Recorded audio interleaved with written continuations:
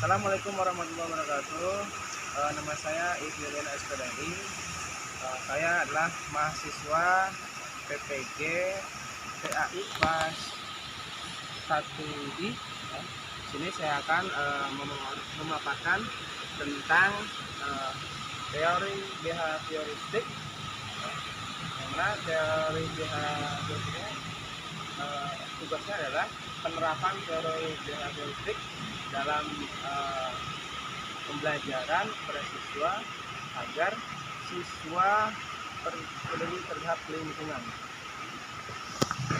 Sebelum kita membahas tentang penerapan teori behavioristik, kita akan membahas apa itu teori behavioristik. Teori behavioristik adalah teori yang dikembangkan oleh Jack dan Berliner, yaitu tentang pembelajaran yang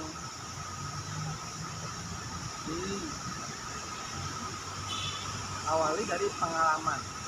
Dari pengalaman ini maka hasilnya, outputnya akan dipraktekkan dalam kehidupan. Maka di sini pengalaman yang baik dari sekolah tentang kepedulian tentang lingkungan maka akan menjadi output yang baik pula ketika output ini dilakukan di rumah. Di sini saya akan menjelaskan tentang bagaimana proses dari penerapan teori behavioristik ini ke dalam penerapannya ke dalam kepedulian tentang lingkungan. Nah, ini adalah sekolah Adiwiyata, di mana di dalamnya mencakup dari mengajarkan bahwa semua stakeholder, baik guru, siswa, dan masyarakat sekolah untuk peduli tentang lingkungan. Maka lingkungan yang bersih ini akan memotivasi belajar siswa dan memotivasi mengajar seorang guru, sehingga ada saling menguntungkan ya, dengan adanya lingkungan yang nyaman. Ya. Teori behavioristik ini diawali oleh rangsangan. Maka rangsangan ini sangat penting sekali diterapkan kepada siswa. Ya. Misalnya rangsangan dari simbol-simbol atau tulisan-tulisan mengenai tentang kebersihan lingkungan. Misalnya bersih itu lingkungan. Nah, ini adalah sebuah rangsangan yang bisa diberikan kepada siswa ya, agar siswa itu menyadari bahwa kebersihan itu akan memperindah sekolah. Ya. Nah, dengan rangsangan ini diharapkan bahwa mereka siswa ini akan sadar terhadap lingkungan, kebersihan lingkungan.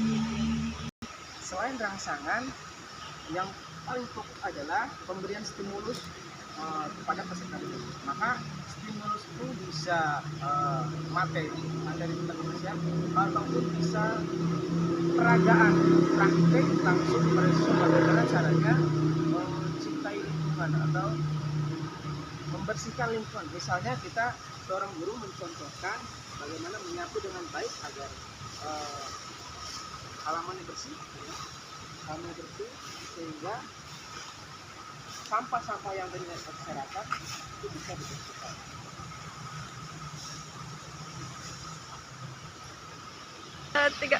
Stimulus yang selanjutnya adalah memberikan contoh kepada peserta didik atau siswa bagaimana caranya membuang sampah ketika mereka jajan. Harus bisa membedakan antara sampah organik dan anorganik. Nah, berikut ini adalah tong sampah, ada dua. Di sini ada tong sampah organik dan tong sampah anorganik.